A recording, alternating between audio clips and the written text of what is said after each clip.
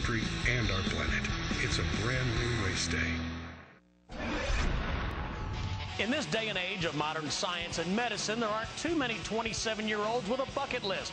That is, unless you're Travis Pastrana. With too many titles to mention, including 4 consecutive Rally America championships, Pastrana has decided to take his talents to NASCAR. It's been a lifelong dream for Pastrana to participate in the Daytona 500. In a deal that paired the unlikely duo of Travis Pastrana and Michael Waltrip, Travis will be 7 nationwide races this season for Pastrana Waltrip Racing. So far, Pastrana has participated in 3 K&N Pro Series events and the Toyota All-Star Showdown in preparation for his debut at Lucas Oil Raceway at the end of July. Pastrana will drive the number 99 Toyota with sponsorship from Boost Mobile.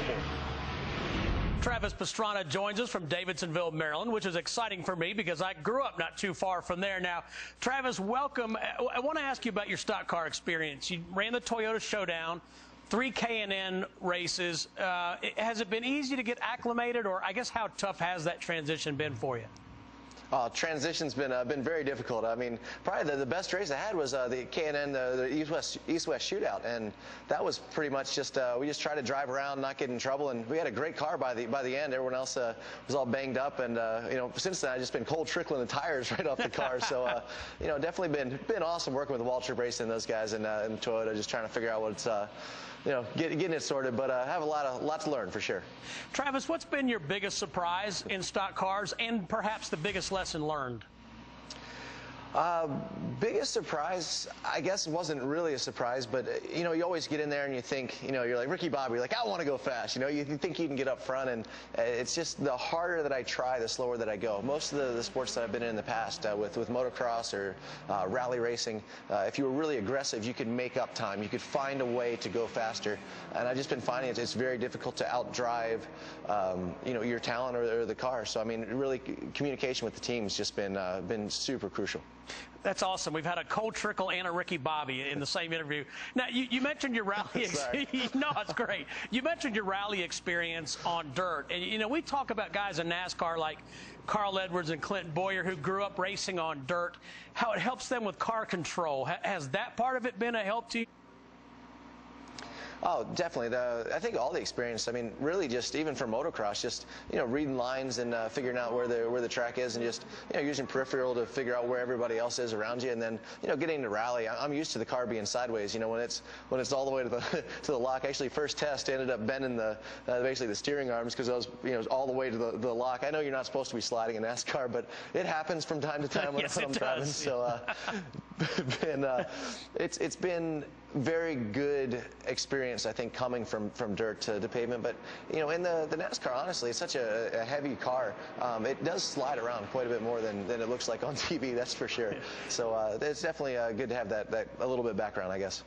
Travis, you've accomplished so much on 2 wheels and then 4 wheels with rally. What is do you have an ultimate goal for NASCAR?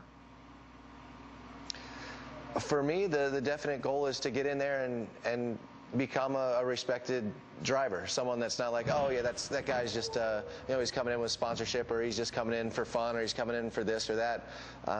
I want to get in there, and you know, as long as I keep making, you know, some kind of improvement, or you know, I feel like we're progressing or haven't hit a complete wall after, you know, a few years. I think, you know, the goal is to continue in there and to really try to do the best we can. I mean, there's no point in doing anything if you're going to half-ass it. So I think for us and you know, Waltrip Racing especially, is just, you know, to see if we can get in here and you know, learn as much as we can. It's going to be a learning experience. It's a different sport, but it's something that I feel like I can do, and you know, let's take it as far as we can go with it.